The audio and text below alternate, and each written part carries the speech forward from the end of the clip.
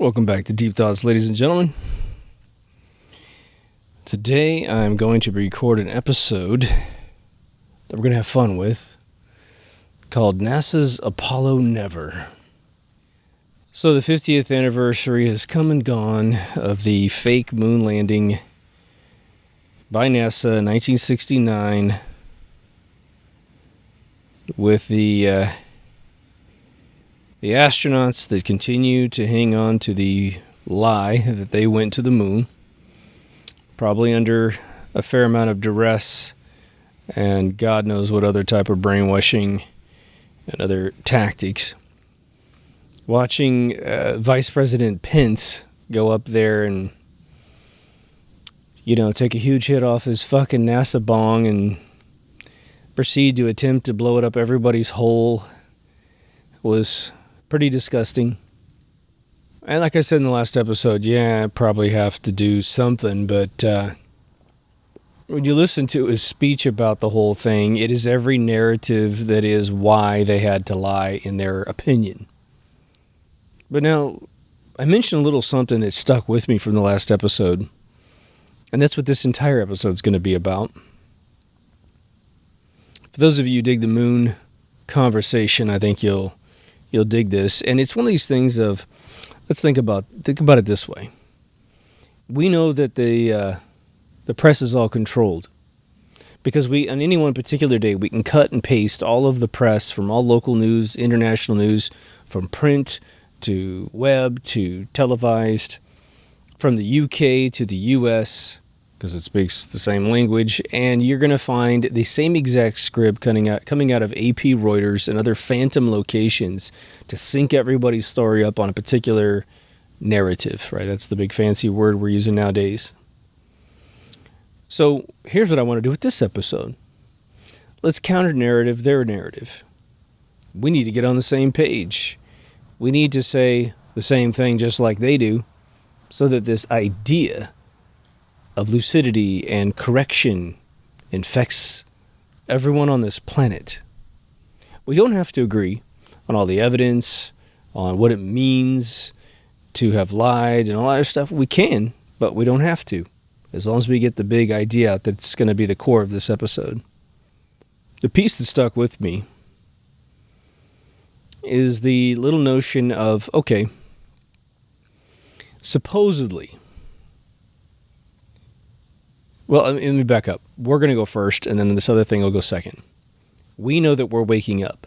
The whole planet's waking up. It is amazing how much truth has finally come out to trump all the lies, and it feels good. It's been going on for probably 15 years.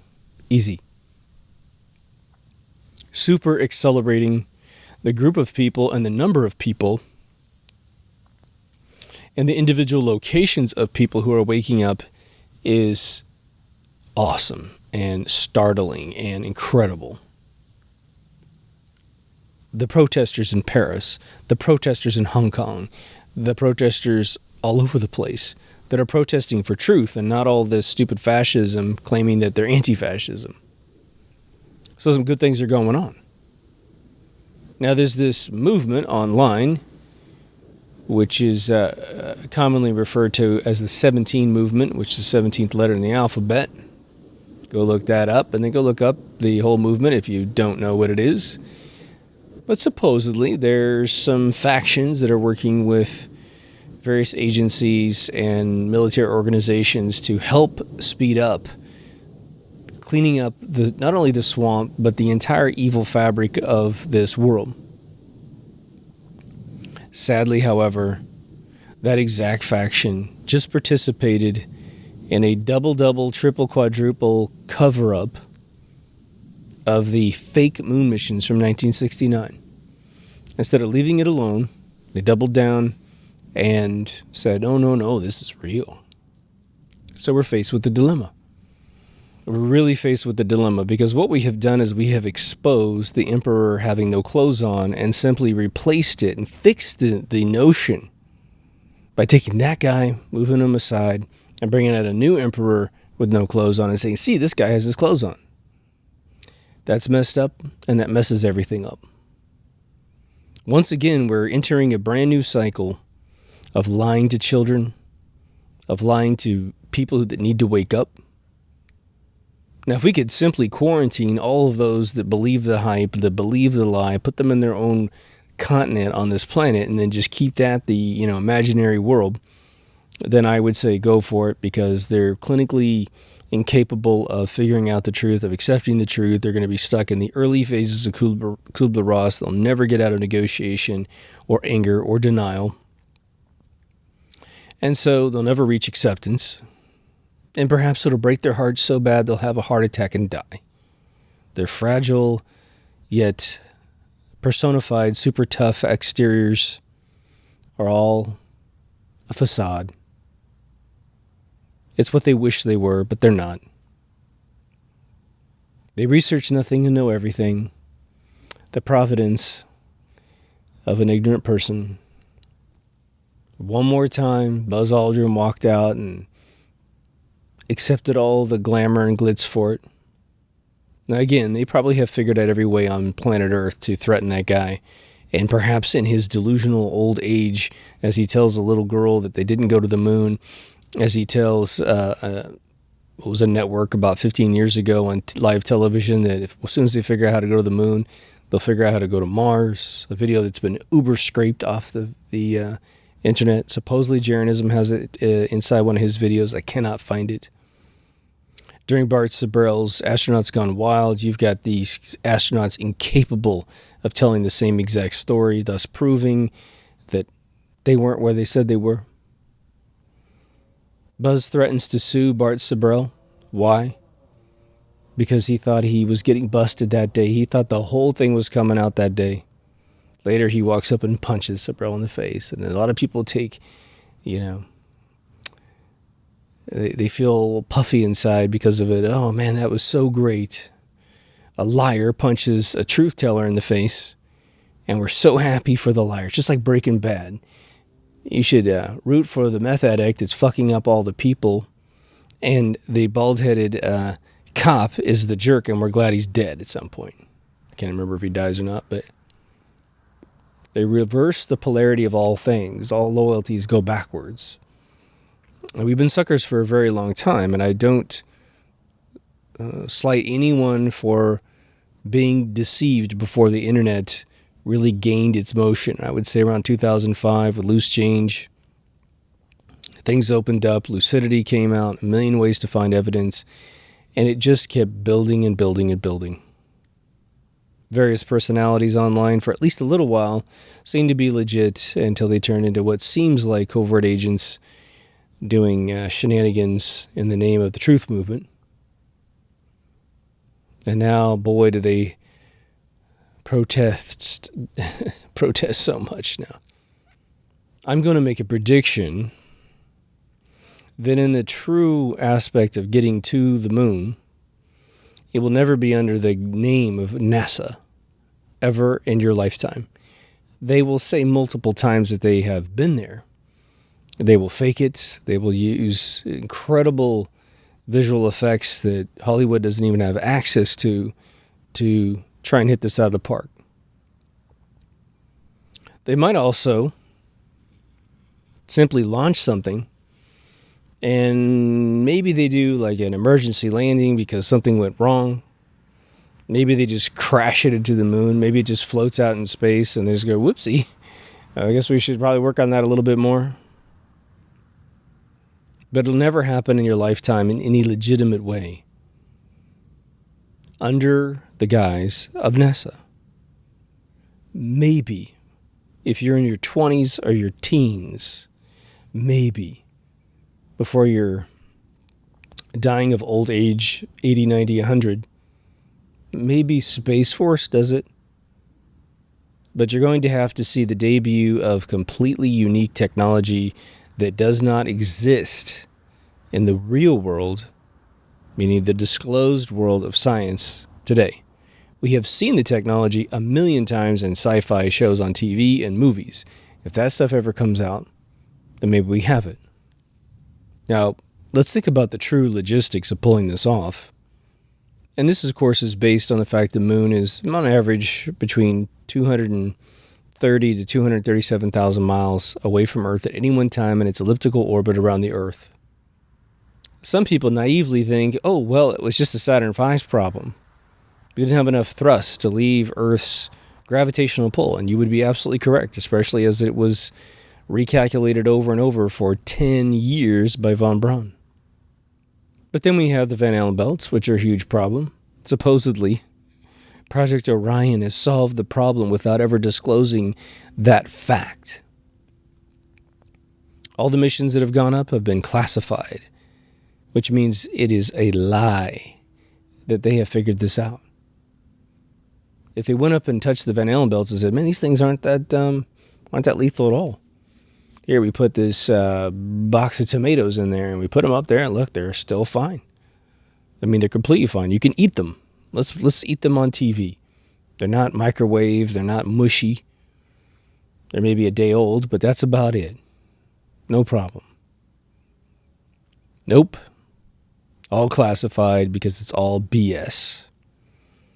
But that's the other gigantic hurdle you have to get through is the Van Allen belts. Even if you had a UFO type ship, an anti-gravity ship, you still have to figure out how to build a ship that will fend off the most massive electromagnetic radiation pole/belt that comes out screaming out of the North Pole, then distributes and slows down and gets weaker at the waistband, equator of the Earth, and then accelerates and screams back into the South Pole.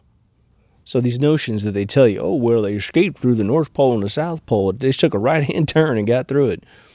The North and the South Pole of any celestial body in space, due to ethereal winds and the plasma interior of any stellar body, is so incredibly deadly. Once you get up there, about 1,000 miles, it's going to rip you to shreds. Alrighty. But now you've got to keep all of these people alive in this ship. So let's say you solve for the propulsion problem. You solve for the big slingshot problem, because that's what your propulsion problem can accomplish, okay, is the ability to create ever-increasing elliptical slingshot orbit around the Earth such that you're going to slingshot past Earth super duper fast and then somehow use the weak gravitational force of the moon, which is 1,200 miles in diameter, to slow down and get in this perfect orbit around the moon. I mean, it's nuts. It's nuts that they suggest that this stuff is so easy. And because you're not an aerospace person and you're not an astrophysicist, you just surrender your mind to all these claims. How much of our medicine is completely horrible for us, but we take it anyway because people believe doctors? You just surrender your mind, you surrender your body and your soul to these individuals. Sure, setting an arm is, you have broken bones, getting a little bit of surgery here, sewing up a Rambo wound or something like that. Sure, that's pretty easy stuff. Curing cancer? Still haven't figured out how to do that one in the oncology departments all around the world. And the same BS happens all the time in the space industry because it is so hugely out of your ballpark. The delta between their brains and your brains and their ability to confuse you is so instantaneous. You surrender. Well, that's amazing. You're super smart. How many shows did they put on? There's a few Twilight Zones that did this. I Dream of Jeannie used to do this all the time, where they would portray the actors, the characters that they were playing, going into bars, going into restaurants, and they'd use, I'm an astronaut. And that was actually a really big thing in the 70s. And even a little bit of the 80s, guys would go in, and today they do false valor, stolen valor, right? They pretend to be Navy SEALs and all these other things that they're not. Pretend to be soldiers in general to get women to send them money in the mail. But the one that happened in the 60s, 70s, and 80s was all about bragging about being an astronaut because it made all the ladies tingle downstairs. Now, what they legitimately are usually Top Gun pilots of some sort. That's cool. But the scientists, well, not so much. Now, are they stupid? No. Very brilliant in what they do. But it just may be that they're brilliant in things that have no basis in reality. And can you imagine taking a scientist and say, calculate this, and then you get that equation into one person's mind, and then you're lying to them about booster power, you're lying to them about the effect of what they build, and they think they've calculated it until they go to their deathbed thinking they went to the moon, that they participated in this event that never took place. Again, there's a guy in Costa Mesa who's the son of a dude who built some parts for the Apollo missions. He believes his father's stuff went to the moon. And I'm not a jerk to tell him that it didn't. He's going to die thinking that that's it. That's the truth. You hook him up to 50 lie detector tests around the world, and he is going to come out on top because he believes in imaginary things. It'd be interesting to find out how many Christians could pass a lie detector test with the existence of Christ. Would that be interesting? Did Christ exist? Yes. Oh, totally. Do you know that for a fact? Yeah. Oh, totally. Absolutely. And they're passing. They have no empirical proof. They just have faith. But maybe that faith is enough to pass the test. And therefore you have the millions and millions of people who believe it went to the moon. It's something, again, as I've said many times, it is their patriotism coming out in a mental, physical identity symbol. It is what they're made out of. It's a fabric of their system. It's interesting. But we got to keep people alive in space, so then we have to figure out a safe way to power everything. Now, satellites are powered by nuclear isotopes in the form of rods. It's like a mini nuclear power plant. It just stimulates the valence on some wires. They coil them up to juice up their output, and it keeps the lights on inside. I'm not sure that works. I'm not sure that was ever, theorized to be in the LEM or the lunar module. But these things have infinite batteries. It's amazing. But let's just say we can get them to the moon. Now we have this, again, as I've said several times in several episodes, we have this impossible logistic to test, which is disconnecting the LEM from the lunar module, turning it around, and landing on the moon, a surface of which we have never touched. We have no idea if it's soft, hard, dusty, quicksand. We have no idea. We've never been there before. But of course they lied by just dropping it down on a crane, using big, giant models of the moon and filming them with cameras built on rails, of which they have disclosed these props, and they said, oh, no, that was our test thing or whatever. No, that you're actually looking at. It's hidden in plain sight right in your face. The props used to fake the moon landing footage of the actual M coming down. Remember, they filmed outside the window, and as, Lee Armstrong's blowing smoke up everyone's hole, all of this sand and dust of the moon's surface just flying away from the bottom of the LEM. But the second they get out and film the legs of the LEM, they're squeaky clean. And the little sheath that was around that 10,000-pound thrust engine is right underneath the LEM. But they started the booster far, far away from their landing site. So that little sheath has to come off way far away. It's going to fly away. It's going to float in the sky for probably 5 minutes before it comes down. And here they come. Boom. Landing. All right. So now you're on the moon's surface. How are you going to get out? How are you going to be in this thing, and how are you going to get out? What are you going to wear? How are you going to make sure that if you have any problems in your limb, especially with the stress and impact of a landing that's going to go kapow, right? Somebody weighed in about a year ago and said that they had these rectangular boxes that crushed as soon as they landed. That was the way they actually absorbed them. That's pretty cool. Maybe they did. Nothing erases the fact that they were coming in at a speed, okay? And anytime you come in at a speed, those little foot marks are those little foot pads on the 4 feet of the limb, they're gonna skid a little bit. It's gonna take place. It's just gonna take place. You saw the footage. You saw them going sideways as they landed. They did not hit absolute zero and then go blink straight down. Again, all those feet have been filmed 6 times. Not a single skid under any one of those little doodads, meaning they had 6 absolutely perfect landings. Unbelievable, ridiculous fiction. But now you're sitting on the moon. You're not in a vacuum. You're being utterly pulverized by the sun. And sure, the moon does have a Van Allen belt all of its own. I don't care what anybody tells you. It's probably proportionally weaker than the one that the one that the Earth has. Just literally dial it down in proportionate size because the plasma core of the moon is proportionally smaller. It's going to be kicking out its own wave, plus Earth is going to be probably injecting it a little bit. So there's another lethal belt probably getting to the moon, which is completely overlooked because we don't study the science. They make the Earth's core something different than the sun's core that is different than the moon's core. It's so much crap. It's the same everywhere. Trust me. Tesla in Springfield, Colorado proved that the Earth's core is plasma, same as the documented core of the sun. And you're going to tell me that the moon has a different one? Yeah, right.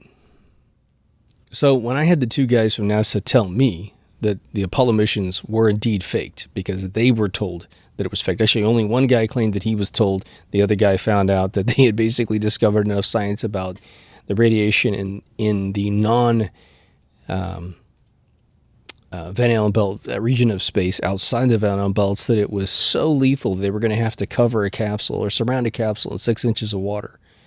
In circa 1988, that's what NASA figured out to insulate it from non-coronal mass ejections from the sun. So if there's any CMEs from the sun that hit the moon, you're dead. You're absolutely dead. If you're even in space when that happens, you're absolutely fried. Okay. I remember 1/4-inch aluminum. That's the only thing that protected it. That's what the capsules are made out of. The limb is obviously made out of a bunch of tent posts and construction board and a bunch of other crappy stuff, right? If you want to see something hilarious, just go look up pictures of the limb on the moon. HD is high quality as you can, and just start zooming in your web browser, right? Hit Command plus or Control plus on your keyboard and start looking at it. And you'll start to go, oh my God, I never realized the comical nature of this thing that supposedly landed on the moon. So these astronauts are just sitting there with anything, any side of the capsule. And this is according to NASA. Okay, I'm just going to throw the science at you. Maybe they're full of crap too. But every surface that is exposed to the sun in the limb is 250 to 280 degrees Fahrenheit. The backside, anything that's in the shadows, is negative 250 to 280 Fahrenheit. I don't know why it's so perfectly balanced, but that's what they say. Okay. How's that going to work out? How do you keep, you park your car. I just parked my car today. It was 80 degrees out. I drove into a parking lot at this company and I parked my car. I had my air conditioner down to 71, and it's probably chilling me down about 73. I sat there. I checked the temperature outside. In fact, I think it was only 77 because it was fairly late morning. I could only sit in my car about 5 minutes before I had a problem breathing because it started really heating up in my car. Now, take the outside of my car and make it 80 degrees Fahrenheit. Hell, let's just cut it down to 200 degrees Fahrenheit. 150 degrees Fahrenheit. And I'm just sitting in a car. Now let's take the windshield and let's replace it with 1/4-inch aluminum. Let's make the whole car out of 1/4-inch aluminum. Do you think that would make me warmer or hotter? I'm thinking I'm a sausage in a tin can just dying in seconds, man. Especially at 200 plus. What is it, a match? It can hold about, a match starts to strike at 320 degrees Fahrenheit, something like that. So you need to have an amazing air conditioning system inside this little capsule so these guys don't die. Plus they're in spacesuits that supposedly are about 3 feet thick once they're fully inflated. Plus you have this backpack on. It's this gigantic backpack. It weighs 100 pounds on Earth. All right. Now a 280-pound astronaut on Earth, according to the 1/6 displacement of the moon, should weigh about 48 pounds. That's how much they should weigh. The limb certainly weighed something when it went pow on the ground, right? It didn't sit there and bounce around like the astronauts did. No, they're going to weigh about 48 pounds. But as one of the nephews of one of the astronauts proved by going to the museum in Florida and saying, can I measure that port right there, where these astronauts came out and they threw his ass out of the museum. What was his violation? What was his violation? He wanted to take a measuring tape and measure that door. He already knows how big it is, but he just wants to measure it, just to make sure that something didn't get incorrectly documented on paper versus the physical bottle replicant, 1-1 replicant inside the museum. They kicked his ass out because they know that is a vulnerability of their story. A 3-foot wide person can't get through a 2-foot door. Hell, a normal man going through a 2-foot door would be pretty crampy, wouldn't you say? So they have an air conditioning problem, a heating problem, all in one environment. They have the problem that their suits are too big to get through the door. So we're going to have to re-engineer all that stuff. And as many of the listeners have documented, those suits failed miserably in one of their only physical tests in the desert at 160 degrees Fahrenheit in the desert. These astronauts nearly died trying to test those suits. As far as I know, they were absolutely never tested in extreme environments like the moon. Ever, ever, ever. What are we going to do? Put them in an oven at 280? You feeling okay? And then somehow they're going to chill their backs. The same exact suit. You see me right now in this video. For those of you coming through audio, one half of my face is slit, the other half isn't. So one half of my face is going to be boiling away, 3rd-degree burns, and eventually turning to carbon, and the other one's going to ice up and shrink. And I'm just going to turn into, Two-Face, right, from the Marvel franchise. Or no, the DC franchise, sorry. So you might think, well, the limb had a bunch of protection. It had a 1/4-inch aluminum. I don't know anything about physics or metallurgy, so I think that's enough to protect it against the raw radiation coming in from the sun with no atmosphere on the moon. We know there's no atmosphere on the moon of any kind because when we look at it, we don't see any atmospheric disturbances. There's no clouds on the moon, right? It doesn't get bizarrely. It's like there's some anomaly swimming across the moon's surface in a weather pattern. Yeah, we have our personal atmosphere that's wiggling the images every once in a while. But there's no evidence there's any atmosphere on the moon. I think that's probably true. But let's say you can magically teleport these guys out of the 2-foot door with a 3-foot wide suit on. Now they're outside. Okay. Now you have the heating and air conditioning problem all in one suit.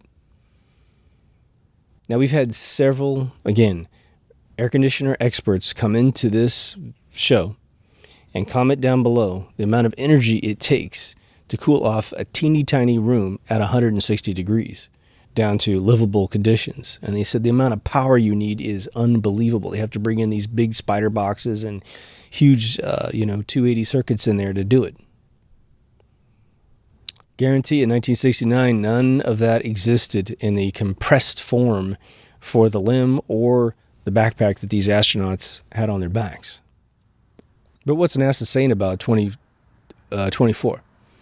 2024, they're going back and they're going to stay. Oh man, nothing like doubling down on the lie. Is this going to be the next giant Challenger explosion? Is this going to be the next Apollo 13, but nobody comes back alive?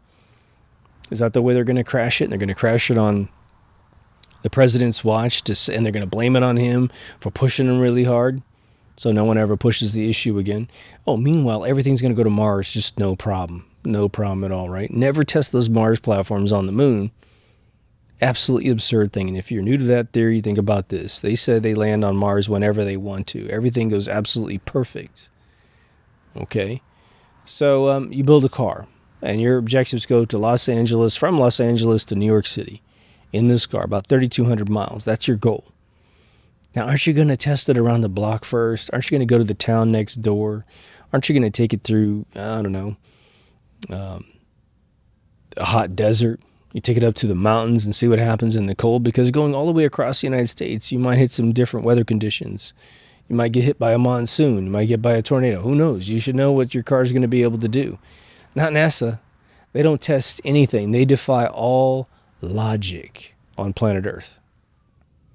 So now they're out there in their suits, and their suits are supposedly with just material, right? Just rubber and some cloth and some more rubber. They're just fine with raw radiation from the sun. And they magically float now. It's amazing. At 48 pounds on average, they're magically floating because someone submitted a BS algorithm of the rate of descent being 1/6. Yeah, well, watch 2001: A Space Odyssey, because NASA seemed to understand gravity when they were coaching Stanley Kubrick in his movie. When the astronauts, or whatever you want to call them, the explorers, the gentlemen that went down to touch the monolith on the moon, they walked like they would have normally walked on the moon, about 48 pounds apiece. They have special boots that are magnetizing down to the magnetism rails until they get leveled out again, and then they're able to walk, and they walk slowly because they don't weigh as much, but their muscles are obviously going to overperform. And there's something that's brought up a lot of times, and I've only mentioned, I think, briefly one time, so I want to make a fine point on this because people have mentioned this, and this is a great piece of proof. Rubber seals don't work in the vacuum of space, and they don't work in low temperature conditions. Remember the space shuttle explosion of 1986, January 28th? An O-ring chilled down to 39 degrees Fahrenheit, failed to expand, failed to keep fuel from moving from point A to point B, which is its purpose, and it just spewed out one of the sides of one of the boosters and kapow. Caught fire, blew the whole thing up, killed all the astronauts. I'm pretty sure it killed all the astronauts. Don't ask Snopes, the George Soros Information Network. Well, rubber seals are all over this entire mission. It's all over the rocket. It's all over the lunar module. It's all over the LEM, or the Apollo capsule, I mean. It's the way that the LEM and the capsule hang on to each other through the nose cone. No problems. It's the way that the helmets work on the suits. Again, imagine a chrome-plated neck piece, boiling hot on one side, freezing cold on the other side. What would happen to metal? I mean, this doesn't happen in the real world. I mean, on planet Earth, right? We don't have a skillet on a stove where one side's 280 and the other side's negative 280. We don't have that. I don't even know what it would do. Would it just bend and blow up in my face because one side of the steel is going to contract and the other one's going to expand? Not sure. Be really weird. Put an ice cube right down the center. One side vaporizes instantaneously, the other side extra freezes. This is what we're talking about. Supposedly, the helmets of these astronauts had a gold plating on them, and that's so you don't see the actors inside. Brilliant idea. But all of the things I'm mentioning is not necessarily to take you through a new evidence tree or an ancient evidence tree that we've discussed several times on the show, but these are the things that they would actually have to solve for. And I don't buy for a second that with the current technology you could do it. And the number one thing, in my opinion, out of all of the amazing tech problems that we just mentioned, okay, there's not enough tech in Tesla with these batteries, or even the covert batteries that the oil companies have bought and mothballed to make sure that you continue buying oil, right?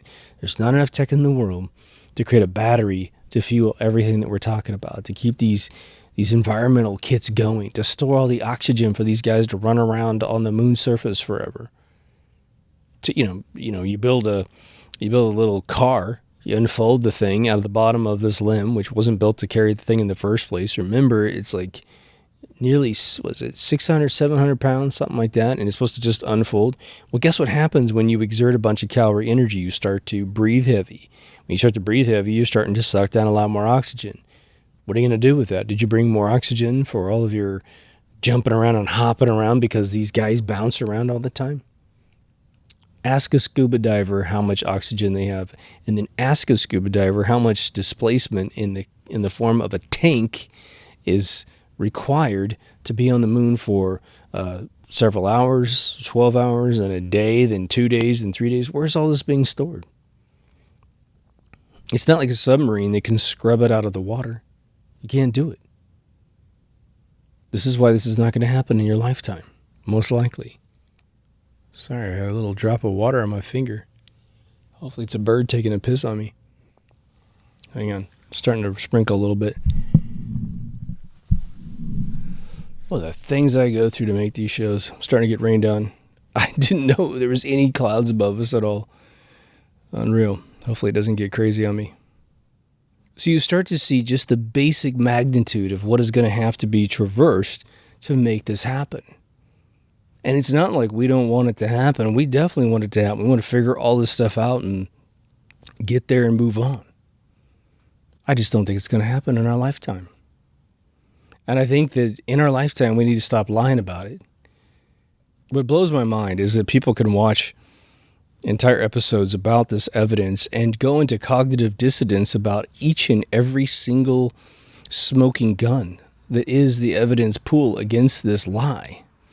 And then you could get, Pence, I'm sure he's a nice guy. Never met the dude, probably never ever will. Maybe he even believes that we went to the moon. That'd make it a little bit easier. But to have the guy go up there and just go, look, this isn't the expert to say we went. Anyone from the agency telling you that they went is sort of kind of like a lying cancer center who kills your relatives with chemotherapy, makes a ton of money off referrals for chemotherapy, telling you that that's the solution and that your loved one only died because, it was just, you were meant to be. You're meant to be dead. We are trying to reforge the universe in pure truth on this planet, but what we're doing is we're doubling down on some of the most ludicrous crap. And let me tell you, if you can lie about reality at that level, and again, just one piece of technology that's inferior for the task that it needs to perform after one, I don't know how many pieces it would take, or proofs it would take. Eric Dubé used to do those proofs on flat Earth. You do proofs on dinosaurs not existing and a bunch of other stuff. Regardless if you believe in any of this stuff, it's a neat little exercise. And so I think that if we were to sit there and go one piece of technology after another that didn't function properly or couldn't have possibly existed, we would have a gigantic list. But the one thing, I got sidetracked when the rain hit me. The one thing that I think that we can't simulate on Earth without a lot more information would be the issue of the limb disconnecting from whatever got it there and then landing on the moon. At least the way it's designed. We need a completely different ship to figure out how to do that. We need a lot of extra fuel to do the very first landing, right? We need to correct. I'm going to go check my phone to see how bad this is going to be. Looks like it's going to be past us here pretty soon.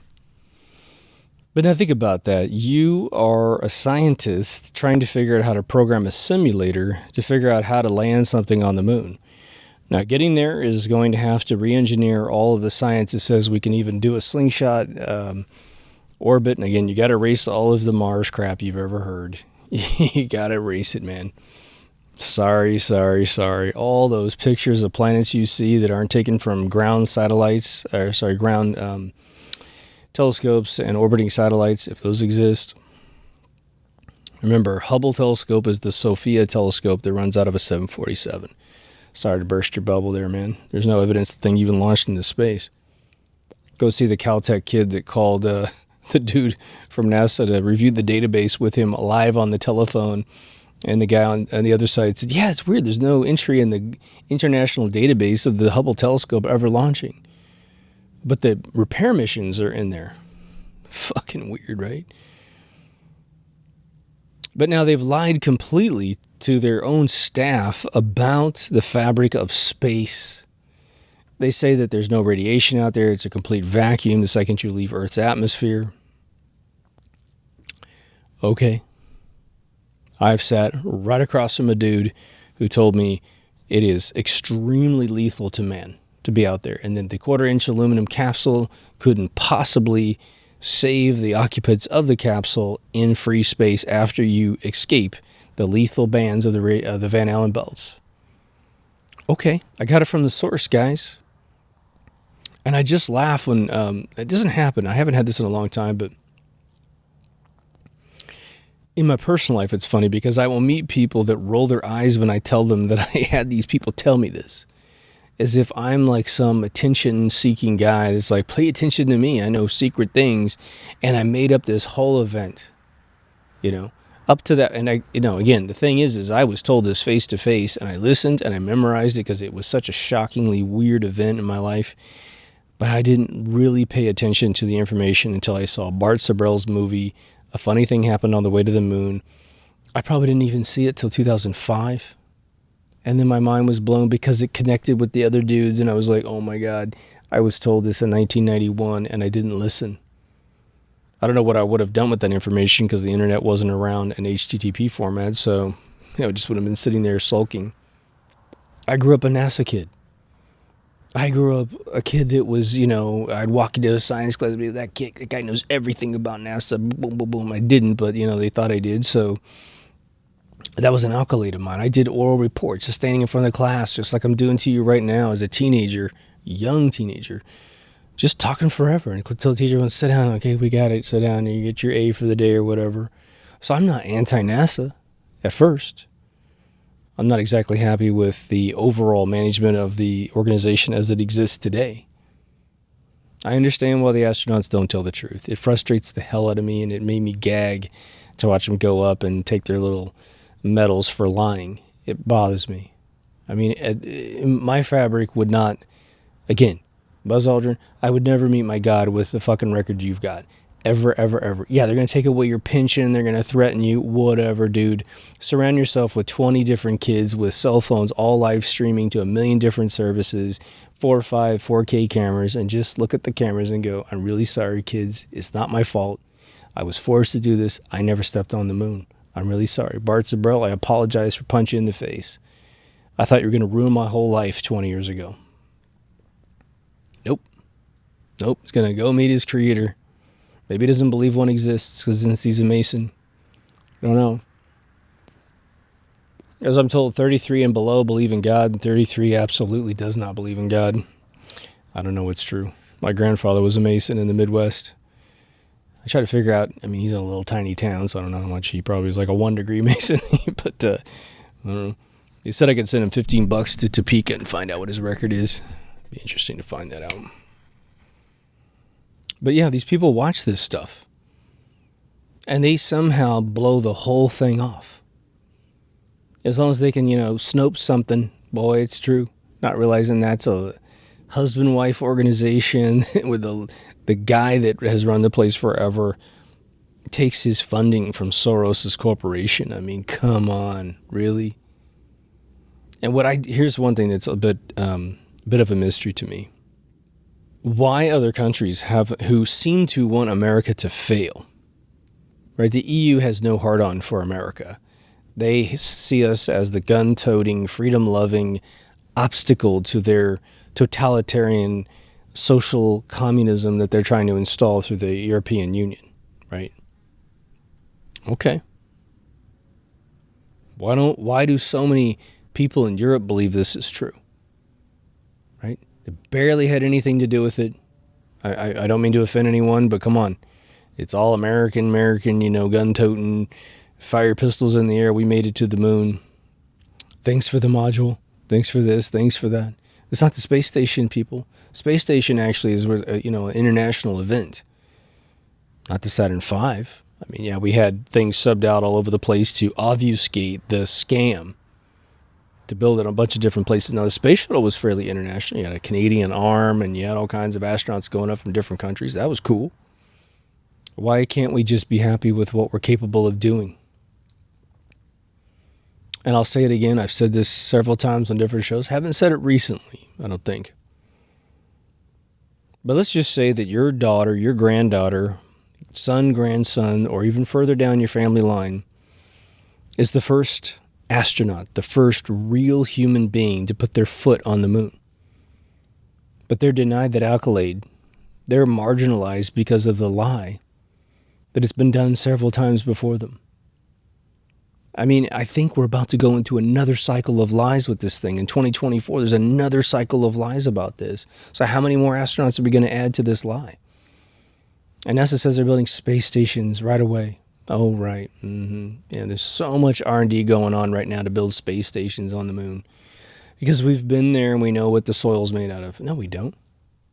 You ever wonder why this is a new one I'm going to throw at you guys. You ever wonder why all that space dust stuck to the astronauts' outfits? And it wasn't necessarily the first mission, but it was A little bit in the first mission, but in the second, third, and fourth, man, it just got worse and worse and worse. These guys are covered in this soot. And it mysteriously went from white and shiny to sort of black, dusty, like volcanic ash kind of stuff. Like soot from a fire. Carbon. What else would be black? What else would be black, man? Well, why is that? I'm going to suggest that in order to keep the set from becoming this giant plume of dust everywhere, that perhaps they misted the room. Maybe they didn't do the spray down because you get a bunch of, disruptions to the beautiful job they did at making this fake moon surface. But I'm going to suggest that that's been watered down a little bit. Maybe it's a multi-stage process of watering it down or whatever, but they had to keep this stuff stable. And so when the boots were breaking the soil, right? Again, rubber boots on 280 degree sand is supposedly going to work out for you. I live on the beach, okay? I mean, the beach is not like right there, but it's just 3 miles that way, okay? There are certain shoes that you can't spend all day in the sun wearing because they will melt. They will absolutely, you couldn't wear Birkenstocks. Trust me, man. You'd have to pick them up in your hand, burn your feet all the way to your towel spot, throw down your towel, jump on your towel, and then roll those Birkenstocks up so they cannot possibly get exposed to the sun. Because the sweatshop that makes those things, the glue is just going to absolutely liquefy. I had Birkenstocks. I bought one pair my entire lifetime when I was in the Bay Area. I almost joined the hippie side. A friend of mine, I had them tucked underneath my driver's seat because I knew they were fragile in the sun. This girl I was taking to lunch, my buddy's girlfriend, she reaches down and goes, "Oh my God, you got Birkenstocks, that's great." And then she put them down right in the sun. I came back 2 days later, $80 shoes or whatever they were at the time, 1992 or 3, just all melted and curled up. It's not space age rubber that the thing was made out of. It's rubber. Would you trust, your slicks? What do they call it? Your rubbers that you put on in a rainstorm so you can walk around in the puddles. Would you trust that with 280 degrees underneath your feet? Hell no. So the limb landing on the moon is the one thing that I think scientists lack the empirical knowledge of the moon, of the vacuum. Well, they may have figured it out with some of the satellites, but I don't know. They'd have to get a satellite way outside the Van Allen belts for a while to stabilize all the sensors and figure out what's out there. Apparently, they'd figured that out by 1988 with my acquaintance from NASA who told me that. But you're going to have to factor all that in. I think we understand 100% the moon's gravitational force, 100%. Again, the equations that describe gravity are fairly accurate, okay? If not immensely accurate. What gravity is, they've got completely backwards because they will not allow ether to be a part of their model. All right, that won't affect their mission, trust me. But they also don't know how the soil of the moon behaves because we haven't put a NASA rover on the moon. We haven't done it. And why hasn't NASA done that? Why has China done it twice, supposedly? Bullshit. And why has Israel tried and crashed? And India just launched a brand new one today. Because NASA can drive a rover all over Mars for 15 to 17 to 20 years. Who the hell knows, right? It's 100% successful. I mean, it exceeds every operational parameter that they said it would be able to do, right? They said 11 months, I believe, is what they said those rovers were going to do from the early 2000s. And 17 years later, boy, they're just running around, no problem. Why? Because it's a cash cow. That's why. Why should we turn them off? The public seems to believe everything we throw at them, so why not just keep lying to them and making however much that operation is sucking out of the tax dollars? All right. We can't put a rover on the moon because the public would expect the rover to drive to all of the sites, at least several of the sites in 17 years. Yeah, man. I mean, how 1 mile an hour, how far do you think you go in 17 years? You go quite a while, right? But these things go a little bit faster than 1 mile an hour. They can't jeopardize exposing the lie that they have, because you would expect to land a rover in the Sea of Tranquility and drive straight to the limb. And it's all got to be there. The kickstand's got to be there. All the steps and foots in the American flag's got to be there. All the terrain has to match all of the sets from the 60s that they fabricated. What is it? 2 sets of 2 missions have the same exact terrain because they reuse the set. How are you going to explain that, man? You're never going to be able to terraform the moon with a rover before the shot's taken. So the whole thing's going to have to be fake. So what's the point? They don't do it for that. One of those reasons is that reason. So some people might say, well, you know what? The government's job is to be a big, giant Santa Claus, to create a fictional image of what we could be, sustain it at all costs, such that we imitate art. We aspire to it. If anyone believes that, then I can understand why they believe it. Like I said, I mean, ask anyone in artificial intelligence programming today who's over 35 if they also saw 2001: A Space Odyssey and absolutely got sexually aroused by seeing the HAL 9000 behave like a human being in this big black box with the red eyeball. They'll say yes, absolutely. When I saw that as a kid, I got fully inspired. Later editions may have seen Tron and saw the MCP talking to Dillinger Sr. at his office through that glass desk. Maybe that was their catalytic moment. We do imitate art and we do make real things. But for the government to defeat Russia in the propaganda war using this moon mission, all right, well, here's what's strange about it to me. I'm always asking you guys, pretend like you've been assigned to solve the problem. And then you'll find a lot of the reasons why things happen in this world. The insanity starts to define itself and clarify itself to us. Let's say that we were forced to swallow a lie for 6 missions with the failed 7th mission, also claiming that 8 and 10 went to the moon and circled and came back. That's what we had to do to beat the Russians, and God damn it, we're not going to have those commie bastards in our country, blah, blah, blah. All right. So we had to do that. Now, those ended in 1972. So, what would be my operation in 1973, January 1st, if the last thing that they ever did was a moon claim in December 31st of 72? Immediately, I wouldn't wait that damn long, but I would immediately seek funding for a Black Ops, Skunkworks, covert, double-decker covert Q clearance project to get our ass to the moon. Immediately trying to figure out how to terraform the land up there to match these fake photographs we created. And that would be the toughest thing. It would be almost the impossible thing to do. Maybe the trick is honestly to go up there, put the limbs, kickstands, every place they said they existed, recreate all the tracks from these fake Jeep buggy rovers that are up there, and then you got to put them up there as well. You got to drive in all the American flags, and you got to figure out how they actually behave in zero gravity with no atmosphere, as opposed to one that Neil Armstrong pounded in, which was going back and forth like this for 60 seconds, which morons say, oh God, it's because he kinetically bumped the pole. It's like, oh my God, kill yourself. But maybe what you do is you approach these sites from different angles, and you say, well, we just had to shoot it north to south, even though all the photographs were taken south to north. Well, this is, we had limitations, and this is what we were able to do.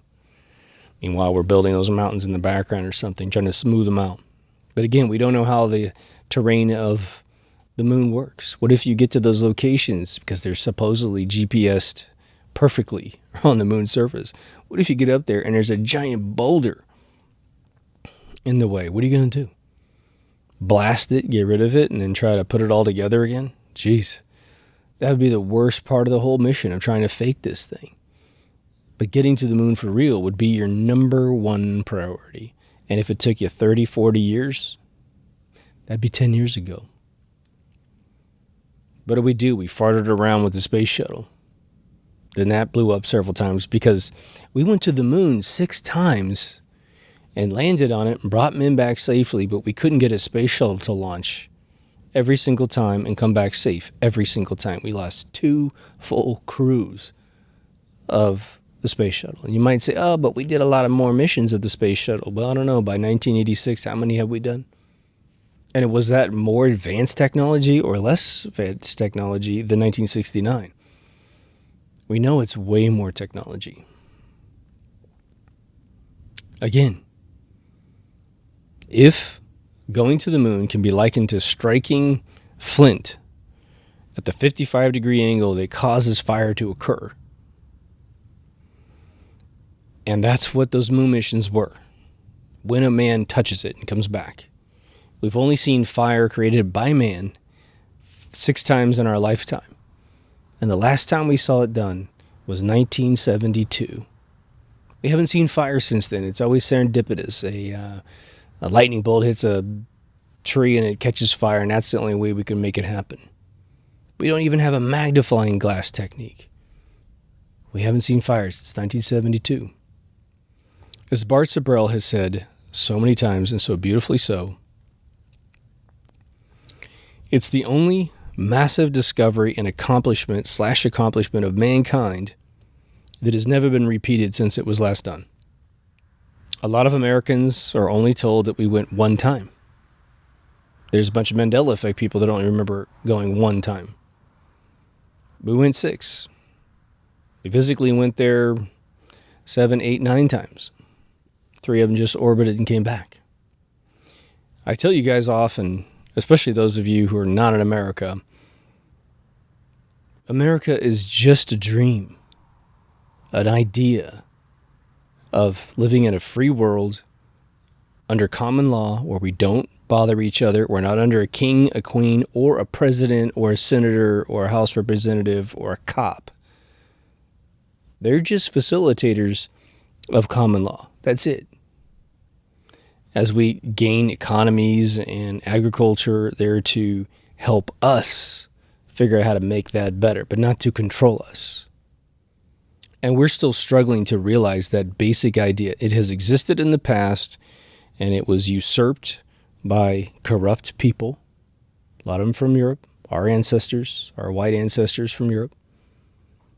We get blamed for slavery, but none of the companies that brought slaves over existed in America at any point in time. Most of us are immigrants after the slaves were already here. But you get this whole thing promising, 40 acres and a mule 400 years after the fact. It's like, why? My relatives were slaves too. They're called indentured servants. They worked on a plantation in Jamestown in 1630. Had to escape to get out of the joint. So what do I get? What do I get for that? There's a bunch of falsehoods that are running around as truth. And the moon mission is the most recent 20th to 21st century lie. It's really a 21st century lie as of this weekend, as they recast this incredible lie as the truth in order to what? Reinforce the nationalism identity of America, thus embedding inside the bosom of America evil, an untruth, an algorithm that doesn't pan out in the end. There's only literally a couple pretenses in modern first world societies where we're allowed to lie to a child and not suffer any repercussions from our neighbors.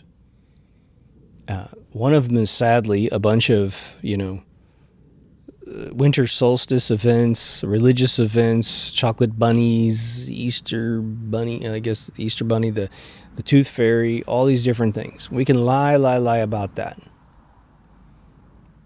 Religion is the adult version of that. That's another one of those sets of lies. But it has at least a moral uptick. I mean, Santa Claus gets your kid to act good for about a week or 2 in December in America. As soon as it's over, boy, they're back to being little bastards, right? If they're those kind of kids. And the other one is to spare your child a huge shock of anxiety and trauma. Someone dies, a doggy dies, a fish dies, and we tell them those symbolic stories about where these people are to soften the blow. Now, the truth of the matter is perhaps they're completely safe in another dimension of reality, a pure soul reality, and it really isn't a big deal.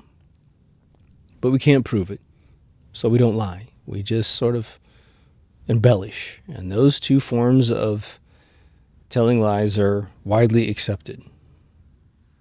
But this kind of lie, a lie to enforce nationalism, well, that's a dangerous lie, isn't it? That's a dangerous lie.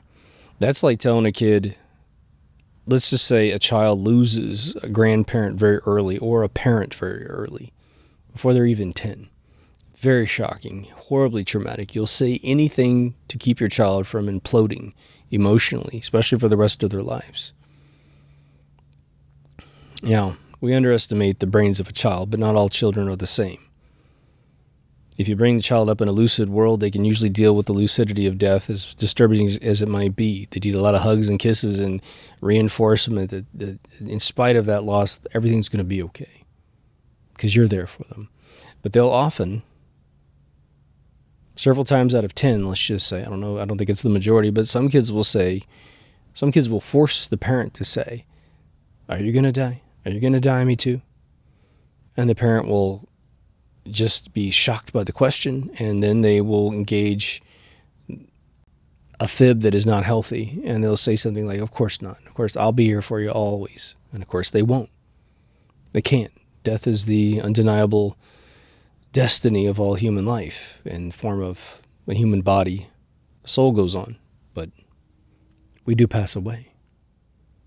But what would that sort of lie do to a child? Because eventually you do pass away. And what if it just unfortunately happened in a couple of years? Now the child has been extra traumatized because that promise wasn't one that one could keep in the first place.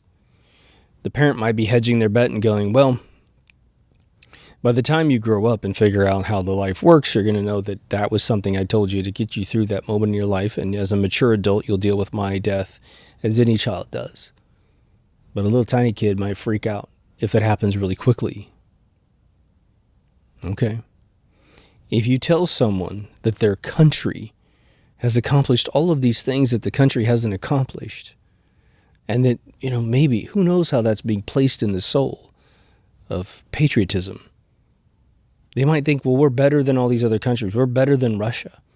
Let's just say that was the way it was interpreted in Americans' heart. Well, we got there, the Ruskies couldn't get there. And later on, as this lie is perpetrated and propagated and repeated over and over and over again, they find out the lie, and now what do they think? Oh my God, maybe we are the scum of the earth. Maybe we do need to join communism. As Russia gets out, we get in, right? Maybe we get under some globalist rule or some crazy thing like that, simply because they might revert to hating their country because their country lied to them. And imagine, if you listen to this show on a regular basis, then you know that we track a tremendous amount of very lucid, provable lies. Forget all the stuff we can't prove. Just think about the ones we can prove. Corporations own us from cradle to grave at this point. They feed us all these vaccinations when we're young, give us a bunch of crappy processed food. We get sick way before we're supposed to. We keep getting told that childbearing is safer now, which it's not. We live longer, which we don't. And you die early. And it's super painful. You got bone cancer, you got a bunch of other brain tumors, and your family's whole savings is just drained as all your, health care is dissolved. Remember, Obamacare didn't cover everybody. Again, I had two friends that went through the whole phase and were not allowed to get Obamacare because they had pre-existing conditions. One with a broken foot that would never heal, and one was not told what the condition was, but the woman was not allowed to get Obamacare because of a pre-existing condition. Just one more lie on the pile of lies. Well, it's okay if you take that president and you say that president lied. 100%. A million times on camera about that particular policy. But now you have this one that's supposed to be the big hero. He's got this other movement behind him that's supposed to be the movement. the dude can't stop incessantly whining about the fact he's being attacked by the press. Out of all the episodes that I've discussed this sort of repair algorithm I can't say that I have the plan, other than everyone's got to nut up. Everyone has to take a deep breath, say that lie existed because of the war that we were having with Russia and the cold factor, financial version of it, and the philosophical output of either democracy versus communism. We had to do it. What if we didn't, and then this whole war would go on? Maybe we'd have another world war or something like that. Probably not, but one could infer that. Why was it repeated 50 years later? Well, I guess they could have just let it ride. We're in a stage now where we are rebuilding our country financially. We're building it hopefully in many other capacities. Hopefully education is right around the corner, because that's the cornerstone of all the ignorance that we have in this country that allows all the privileged in the world to act like absolute raving children. But here's what I don't understand about... This is another thing I don't understand about going again and doubling down on the 50-year lie. NASA has claimed, again, most of you don't know because it's not being covered by any of the press, because I don't think the press wants to get caught up in this big lie, that in 2024, 4.5 years from right now, another man's going to be stepping on the moon. Obviously, a woman's going to be a part of it too. It's going to be a lie. 100%. 100% lie. All right. Why did they just on their own say we're going to be there in 4 years? Where was the President of the United States to announce it like JFK announced it? JFK at least gave us like 9.5 years to get there. Why didn't the President say, well, I'm going to give us 10 years, 15 years, 20 years to get there. It's not going to happen in my term. Kennedy knew it wasn't going to happen in his term either, because we have term limits. Would have been close. Why didn't he come out and say it? Is he baiting them? Is he trying to expose them by agreeing to it? Are they really going to go down like that? But if you want to stimulate the economy, if you want to really bring the nation together, you don't say it covertly on a web page on nasa.gov and not covered by any of the press. I mean, I saw maybe one article covering it. Why not exhibition the process, outline all the steps that we need to do? 10-year, 20-year project doesn't matter. I mean, the longer the better, right? One, we give ourselves the big head start. We got 20 years to pull this off, and we come up with a bunch of excuses why the old technology wouldn't work, blah, blah, blah. They can cover up all their issues. I don't think they can, but let's just say they somehow could pull off a cover-up of absolutely every piece of bullshit that happens to be the moon lie. This country would boom for however many years we allowed that project to continue. Kids would go back into sciences, and it would be the pretense to educate kids further into science. Imagine going into a 6th grade class in first year of middle school, and they tell all the little kids, maybe even 5th grade, before they get out of junior high and go into middle school, and they tell all these kids, hey, we need a bunch of scientists. Which one are you going to be? Which scientist are you going to be? You could study seals in space. You could study radiation. You could study aerospace, trajectories, propulsion, anything. Space food, right? Space ice cream, whatever it is. Every kid could go into a different discipline of science and actually really use what they learn, because it is the name of the game. We have to have these solutions. We're 50 years late on this program, and all we're doing is recasting a lie to do it again. That is a fail, right? There's fail compilations all over the internet, and this is a gigantic national fail for the United States of America. The more you love your country, if you live in the United States of America, the less you want to tolerate this crap. Not the other way around. Not the other way around. Now, if someone from NASA comes and knocks at my front door, says, can I speak to you? Can we speak to you? There's a bunch of them out there with clipboards and lab coats on and stuff, and they come inside. There's a couple of Secret Service dudes or whatever. And they sit in my front room. I have to get all some chairs in there so everyone can have a seat. They say, look, here's the real deal. Yes, we didn't go, and thanks for rubbing it in, asshole. But here's what we've been doing for 50 years, covertly. We have figured out all the technology to get back there, and we have figured out how to cover all the issues you talk about in your show. Rebuilding the sets, rebuilding everything, getting there safely, and we got everything covered. Everything covered. In 2024, here's your ticket to the launch. We got free room and board for you to sit in Houston or wherever the hell this is going to be covered. You can watch the whole thing, and we're going to actually go. You can ask us any question you want right now. And here's all of our personal cards if you want to continue asking us questions. Yeah, I breathe a huge sigh of relief. Huge sigh of relief. But what I just told you is not happening. It's a fictional event. It'd be really cool if it happened, but it's not going to happen. I know what some of you might think, and I don't talk about this very often. I want you to know that I've thought of this several times, so we're going to be on the same level here. For those of you that believe the potential truth of Bob Lazar's story of these UFOs hidden in this secret mountainscape just south of Area 51, they slide these big plates out that are painted to look like the side of the mountain, and you get to go in, and then there's these 9 flying saucers. That's what he said initially. He said the other ones are all beat up, and the one he worked on was pristine and perfect. Then in his documentary, he didn't say anything about them all being injured. Oops, changed the story. But could we use those ships? One of those ships. Maybe we can duplicate the ship. Maybe they figured out how to reverse engineer the antimatter engine or whatever. Or through examining that, they figured out some other propulsion technique. Could we then go to the moon? Is the ship automatically designed to go through Van Helmholtz? You would assume so, wouldn't you? So you fly that thing and you're hovering right over the moon.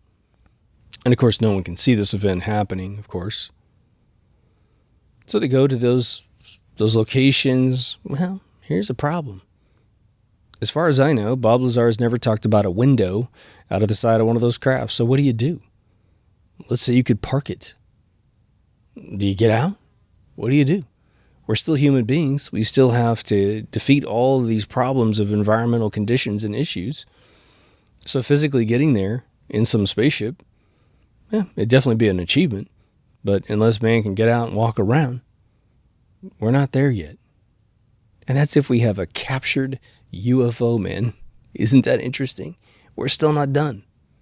Unless we can figure out something, but we don't have any evidence UFOs land on the moon and walk around with a bunch of, dudes. Of course, the astronauts use that to smuggle in their lie. If they say they went there and they saw a bunch of aliens, you're like, oh, well, see, we went to the moon because they found a bunch of alien bases, and that's why we're not allowed to go back, because they came out and said, no, this is ours. Just don't ask John Lear and you'll be fine. They're not there. There's nothing there. It's just the moon.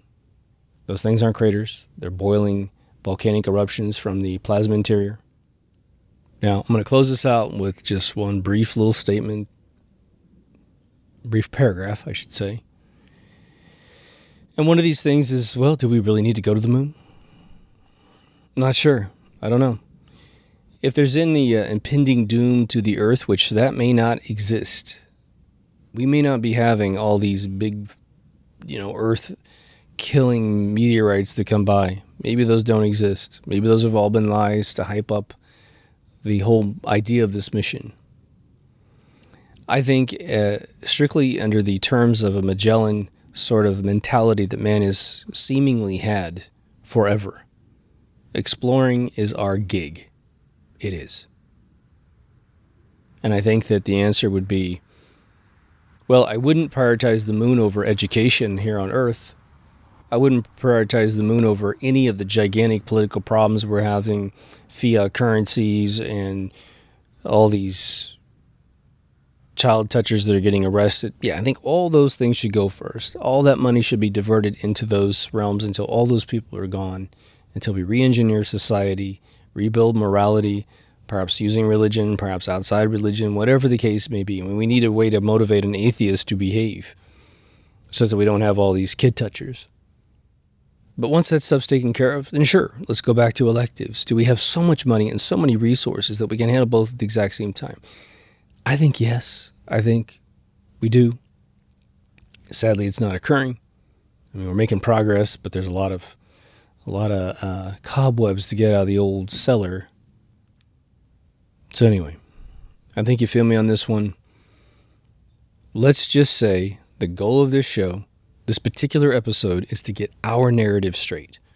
We cannot inject or allow a lie to be injected back into a movement of awakening in this world under any circumstances. Under any circumstances. I don't think we have supernatural things happening necessarily. It's all an impending doom, and why not just tell everybody life is good? The meteorite comes in, destroys Earth, and then we lived good until the last second. Maybe that one I would toss up for a 50-50. Yeah, okay, all right. Would you like to know what's your last day on Earth? I don't know. Seems like you would, seems like you wouldn't. I don't think I want some of my neighbors to know it's the last day on Earth. I don't know what they would do. So maybe ignorance would be bliss in that particular scenario, but we're not in that scenario. We're in real, normal meat and potatoes truth. If we allow our brains to smuggle in lies, then it will never stop. It will never stop. If you haven't been to deepthoughtsradio.com, please go. All the links are up there. I'll make it short today. All the video feeds are up there. All the audio feeds are up there. 2 ways to donate to the show. Link to the all-new remastered Season 1. If you view anything on the website, it is the version of the video I want you to see. Again, a lot of the episode 1s were banned in Europe. So a lot of you who have been watching from Europe, you think you've seen all the episodes. If you haven't combed through the Season 1 remastered channel, it's a whole separate channel. It's different than this one. And there's probably a ton of shows you haven't seen. At least a dozen you have never seen before. So get out there and get a look. But until the next episode, take care of yourself and someone else, and I will see you in the next Deep Thoughts. Over and out.